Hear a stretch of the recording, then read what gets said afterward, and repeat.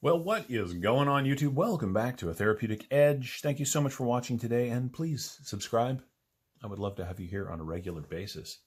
The knife on the table today is something from Revo Knives. This is the Revo Ness. Now, this is not new. You may have seen this on other channels, but this is my first opportunity to get a look at it. The nice folks at Revo were kind enough to send this along for me to review, and I'm very glad they did because I'm super interested in this. Now, you guys know that my collection, of course, is almost entirely folding knives, but I do have some fixed blades that I use when I go camping or I'm out in the woods, which I do as often as possible, not as much as I used to, but whenever I can, that's where I'm at. And the Ness is a version of the Ness muck knife, which is a really, really well-designed outdoor knife. So it's got tons of belly, great shape to the blade, very comfortable handle. So they went ahead and made the Ness, a folding version. I really like it. It's D2, it's G10, it's on steel liners. Very simple design, got a great pocket clip, really nicely deep carry, good spring, good ramp. This is a well-sorted knife. The big, tall, flat grind means this thing comes down to a really nice cutting edge, and it allows you to work on a mat or on a cutting board. So in case you are camping with this thing, there's plenty of cutting surface down there to get to the work you're doing away from the handle. The handle itself is designed in such a way that you get a really, really locked up grip on it. It's nice and big for me, even for me. Women Carry Knives thinks is pretty good too. The leanness up at the front means that you can manipulate it, right? Hold it in a bunch of different ways when you're working. That allows this to be a really versatile and well-sorted knife. Now, it is a liner lock, as you can see, and we're locked up at about 40%. Steel liner has just enough jimping on it to get your thumb in there. The action is pretty good. It's got a flipper tab on it that is offensive to no one. That is a really nice small flipper. And because of the shape of the knife, when it's in your pocket, it's sort of hanging out of the way of stuff. It is a little bit of a chunk.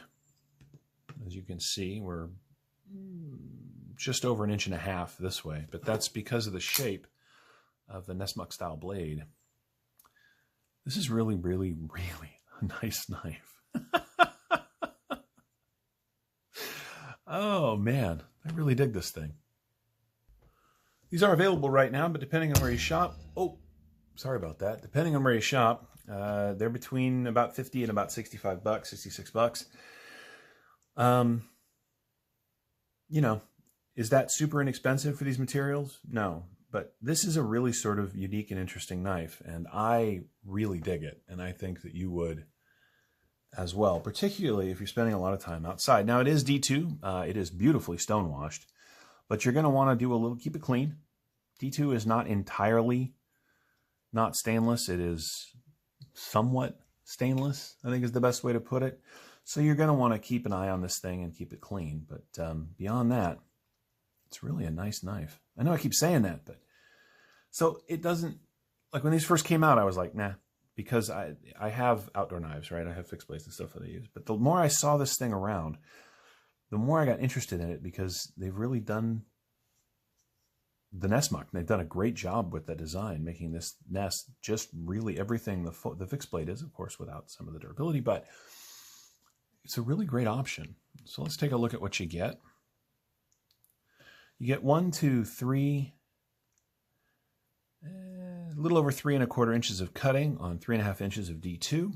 The grip area from just behind the flipper tab, which is enclosed right here, is 1, 2, 3. Down to this end is 3.5.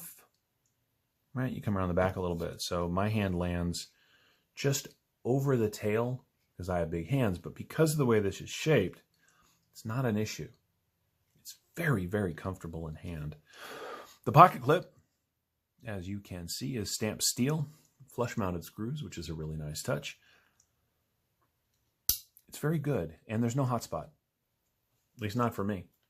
You know, this does lift right here, but I mean, I suppose if you had very thin hands or no meat, you might get a little poke there, but I sure don't. This thing is cool.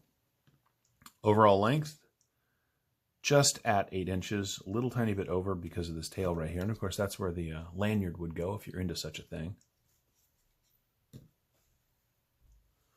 Let's do some size comparisons. What should we do it? Well, let's see. Well, let's do it with one of my favorite outdoor knives now. This, of course, is the full-size Benchmade Adamas in crew wear. As you can see, the Ness is a little smaller than that. Where is that bug out? There we go. Sticking with the Benchmade theme, here it is against the bug out. And as you can see, it's actually not terrifically bigger than the bug out in length. Of course, it is in every other dimension, and it weighs quite a bit more. But this is, here's the thing, because of how much belly there is, you get a lot of cutting edge on this knife without a ton of blade, which is a really nice feature. I like this thing, and I'm glad I did. I'm glad I got a chance to take a look at it. I'm glad I like it, because this is a fun and interesting and exceptionally useful knife. You know, they make these in black and I think even CF. You can get the scales in carbon fiber. I think I'm going to dye this one out black and keep it. Yeah, I think this is going to go into my camping stuff and become part of my outdoor kit as a nice outdoor and camping knife. And again, because it's D2, I'll have to maintain the blade a little bit. But God, that high flat grind, it's reasonably thin stock. I'm going to say that's 3 millimeter, 2.5 millimeter. Let's find out.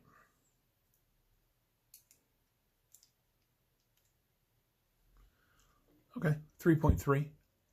3.3 millimeter blade stock. The handle itself is very lean.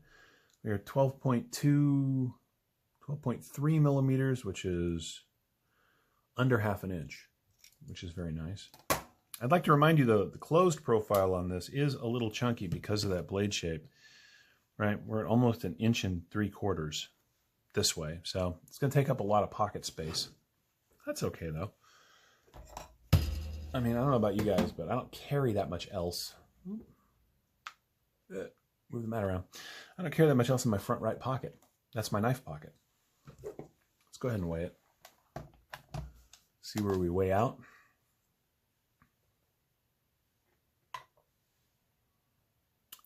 Yep. You know, steel liners, they are, steel liners on this are not milled. I think the reason, and this is interesting, that I thought it wasn't that heavy, and, you know, I mean, where did we, 4.8 ounces is not that heavy, really, but the reason I think it feels so light is because it's very controllable, and it's fairly well balanced. The blade is nice and big, so it adds to the front. You know, it sits in the hand very comfortably. It's really easy to manipulate. This is just a really balanced, comfortable to carry knife. I like it. I've said that a bunch of times, but I do.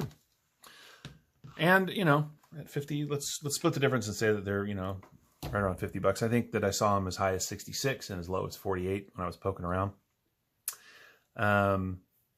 You really can't go wrong. If you are looking for a good to carry, good work knife with great features, comfortable in hand, the Revo Ness definitely gets the 2 thumbs up of approval. I don't know why I did that. I never do that, but there it is again, 2 thumbs up of approval. So yeah, well, check them out. If you're looking for something good to carry, this might be the knife for you. Thank you so much for watching. This has been the Revo Ness. I'd like to thank the folks over at Revo again for sending this along, Revo Knives.